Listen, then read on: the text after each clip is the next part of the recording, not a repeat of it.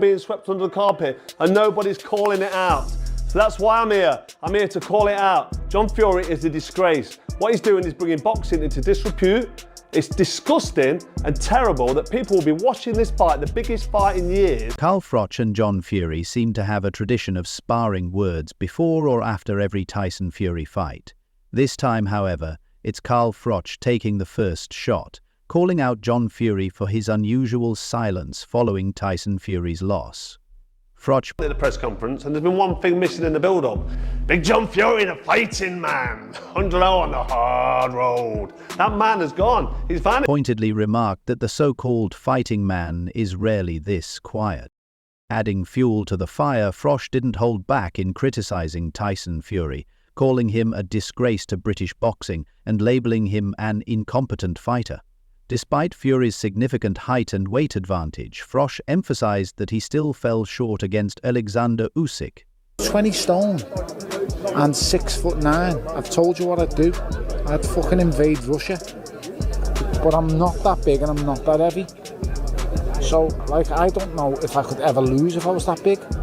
A fighter who started his career in the cruiserweight division. MOCKS training partner Tony Bellew also joined in on the trolling, stating that if you could have never said that Fury won that fight. So there's no complaints other than Bricktop at ringside. But like I said, he's got one eye on the prize, hasn't he? But let's be honest, the right man. If he were as tall and massive as Tyson Fury, he would dominate everyone in the world, implying that Fury has consistently underperformed given his natural physical gifts.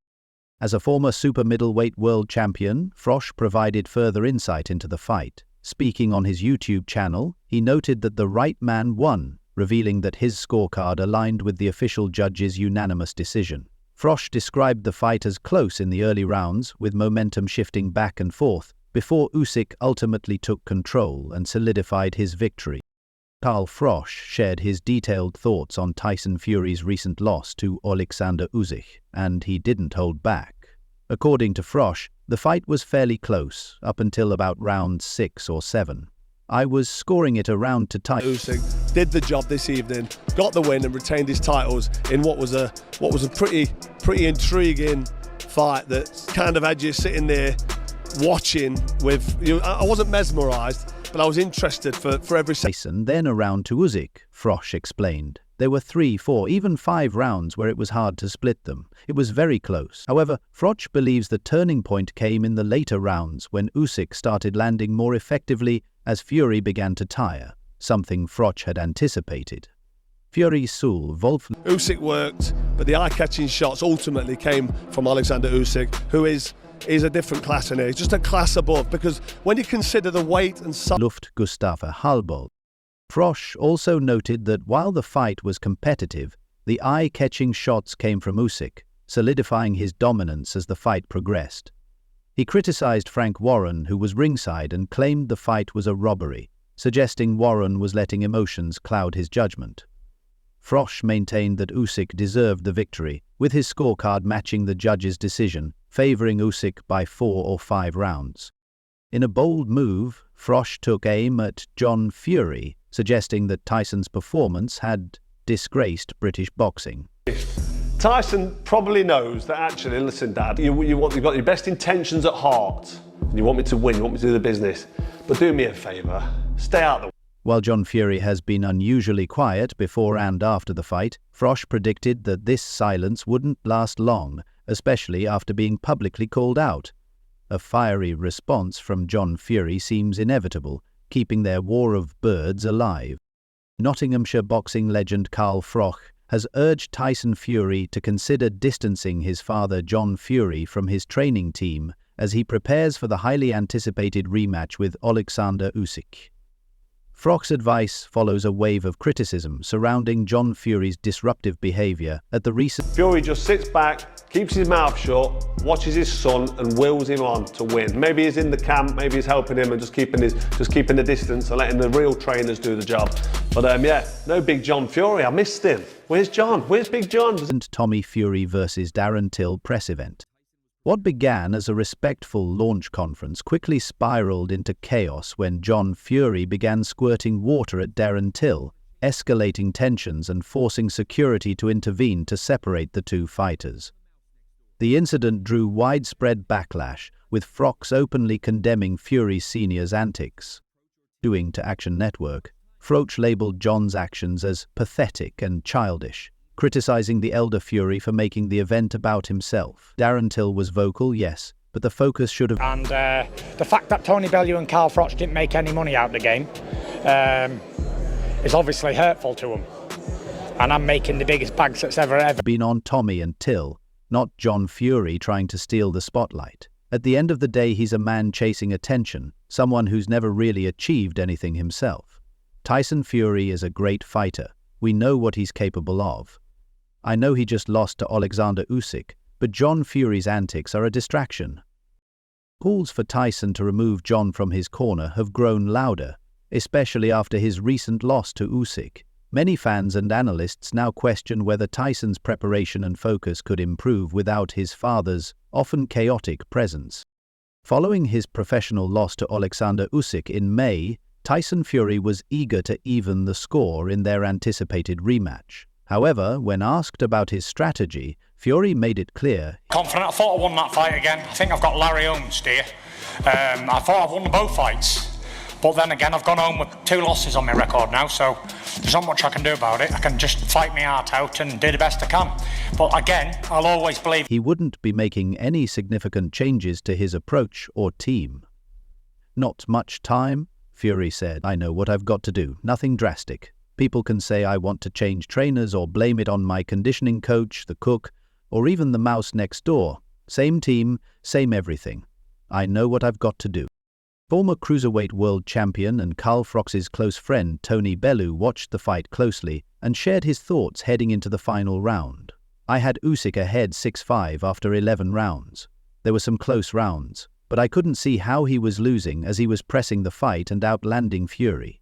It was all up for grabs in the final round.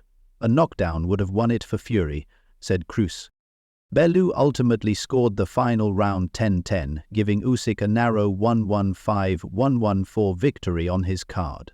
Great last round. I couldn't separate them. Brilliant chess match. I've got Usyk, but no one can complain either way, to be honest. This wasn't a robbery. Both... Game changer. What's his name? Ngannou. Tyson Fury against Ngannou. So a crossover fight, boxing, MMA. Been there, seen it, heard it all before. See it with Floyd Mayweather and Conor McGregor. It's a load of rubbish. Fought their hearts out. I just feel Usyk and enough by pressing the fight and outlanding Fury. While Bellew agreed with the overall decision, he felt the judges' unanimous scores of 1-1-6-1-1-2 were too wide, stating it was closer than that. His analysis highlighted the razor-thin margins in a fight that showcased skill, resilience, and determination from both fighters. Tony Bellew and Carl Froch have remained vocal critics of Tyson Fury, with their remarks often sparking heated exchanges. After Oleksandr Usyk's latest victory, Bellew explained his scorecard, acknowledging Usyk's pressure and consistent work rate as decisive factors. It's not classy, is it? To talk about money, it's not classy at all. Me and Tony Bellew, and I can talk for Tony because I know he had a couple of lucrative fights on paper. It's the pressure and consistency of his work rate that just takes rounds, Bellew said. I had him winning, but Tyson Fury is a warrior who deserves respect for stepping back in the ring with Usyk.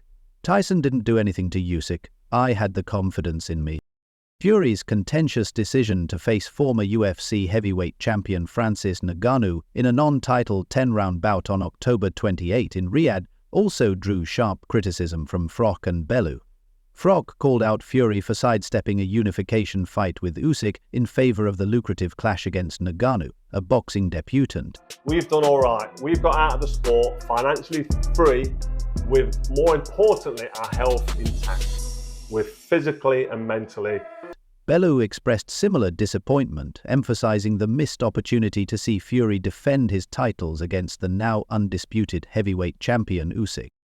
Unsurprisingly, Fury fired back at his critics. See these damn balls? Lick them, idiot, Fury retorted when asked about Froch and Bellew's comments. He dismissed their critiques as jealousy, claiming, the fact that Bellew and Froch didn't make any money out of the game is obviously hurtful to them. I've just signed the biggest deal in boxing. Concentrical. We don't need to know about it I because mean, heavyweight is just a different kettle of fish, isn't it? the heavyweights tend to make all the money they do over decades of. Don't remember it being this stress-free for him. The self-styled Gypsy King's decision to prioritize a big-money fight over a unification bout has left a polarizing impression, with fans and experts split on whether it reflects ambition or opportunism. Tyson Fury has continued to spark controversy with his outspoken remarks and choices in opponents, often attracting criticism from boxing figures like Carl Froch. Recently, Froch responded to Fury's comments, where the Gypsy King dismissed his critics as media suckers chasing clickbait by mentioning his name. Fury boasted, "Without me, there ain't." I thought it was very difficult to split them. Fucking hell. Just got punched in the stomach by Naz. Luckily I got a transmitter in there, otherwise I would have been down. No boxing. I run the game. But Froch saw this as disrespectful to the sport and its fans. Froch called Fury out for his lack of humility, stating, "It's not classy to talk about money at all. Me and Tony, we've done all right. We got out of the sport with our health intact, financially free, physically and mentally in a good place." On his YouTube channel, Froch on Fight. The British Museum stole other countries' shit for centuries. Whatever, maybe these camel jockeys were giving me a small bit of revenge. Anyways, I'll see you guys. Froch addressed Fury directly, challenging his claims of superiority. "I'm an average fighter. Your CV doesn't stack up against mine.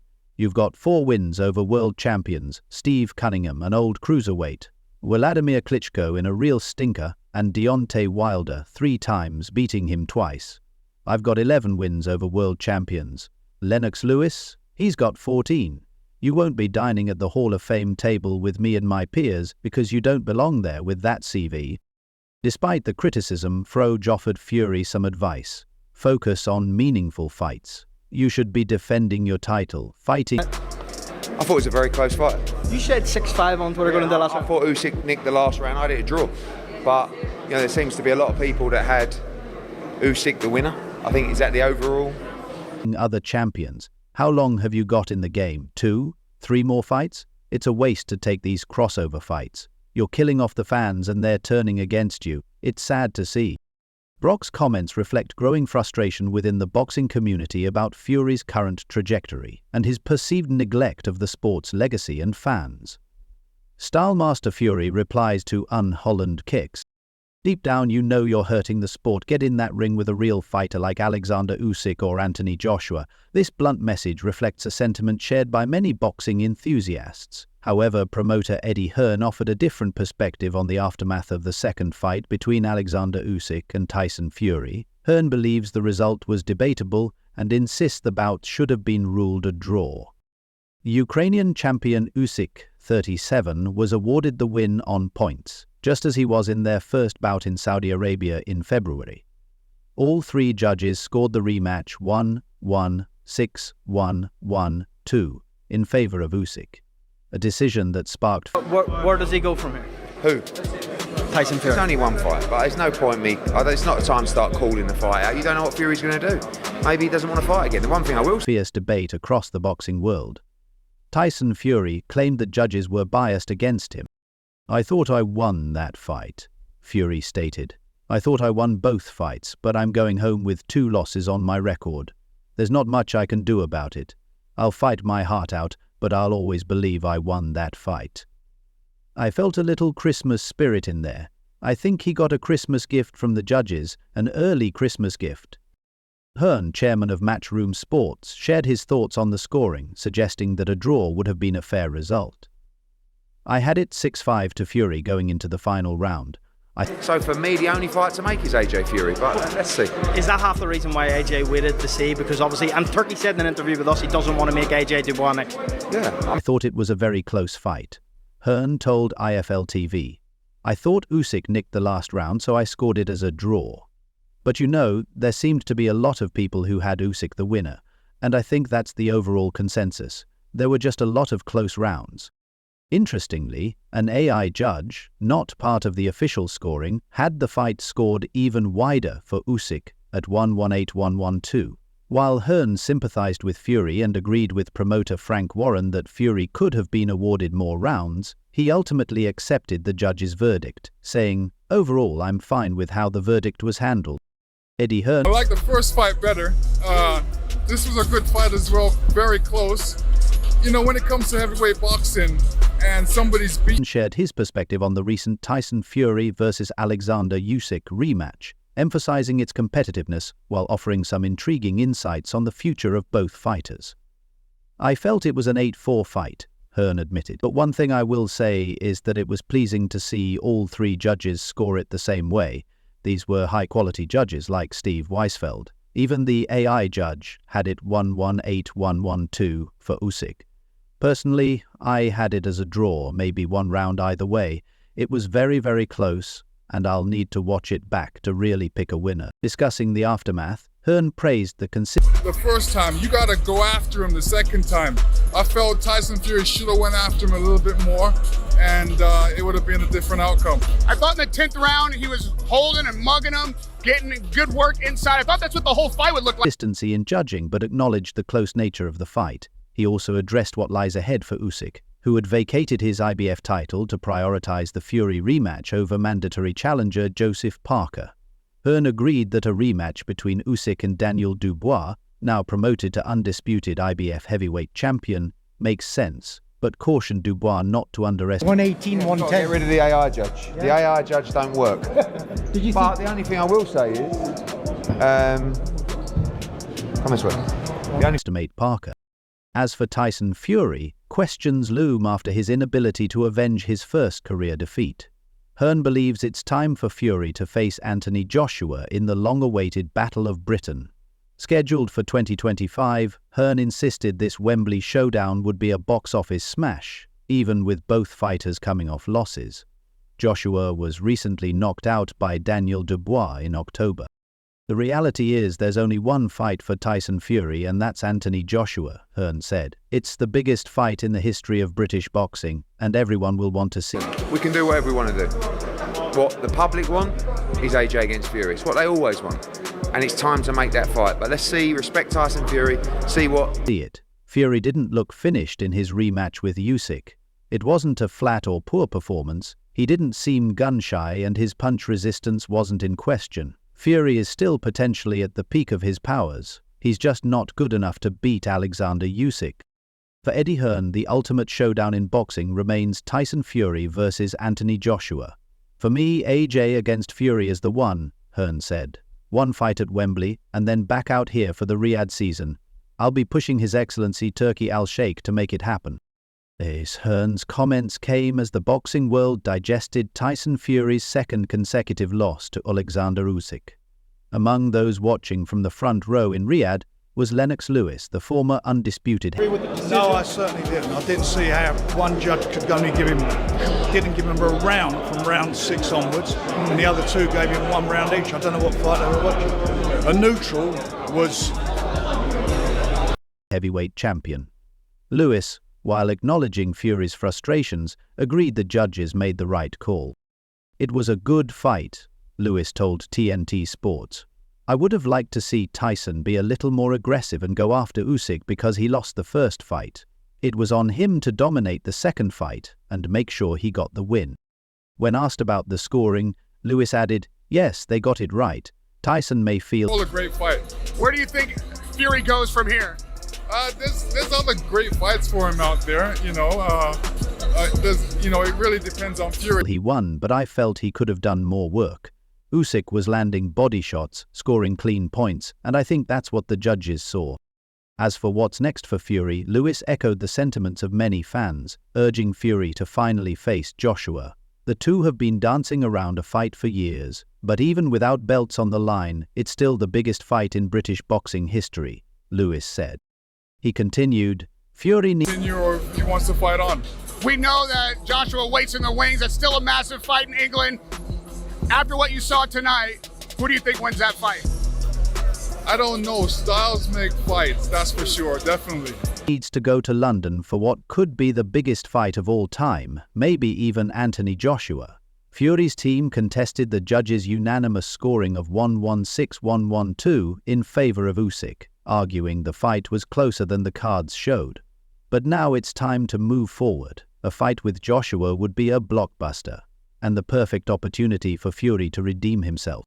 Boxing's ongoing judging issues have sparked widespread debate, and Saudi boxing chief Turki Al-Sheikh has introduced an AI judge to address the problem. The technology made its debut during the rematch between Oleksandr Usyk and Tyson Fury, aiming to provide objective scoring. However, the results still left Fury bitterly disputing the decision, with his promoter Frank Warren expressing shock over the judge's verdict. Despite conceding 4 stone and 6 inches in height, Usyk set the pace for most of the contest, showcasing superior skill and landing more impactful shots with greater accuracy. While Fury had his moments and demonstrated resilience, his output visibly waned in the second half of the fight. Usyk's sharp left hand proved to be the decisive weapon in what was a more tactical chess match compared to their dramatic first encounter in May. Fury expressed mixed emotions after the fight, saying, "Thanks to everyone who came and supported me. We move on.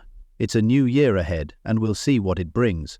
The fight's done now, it's in the past. I didn't get the decision, but it is what it is. I'll go home to my family. I haven't seen my kids for 12 weeks.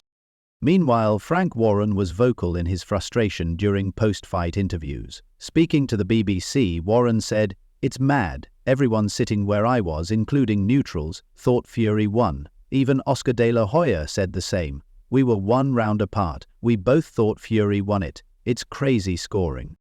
Lennox Lewis added fuel to the post-fight drama by gate-crashing one of Warren's interviews, further highlighting the polarizing opinions surrounding the fight.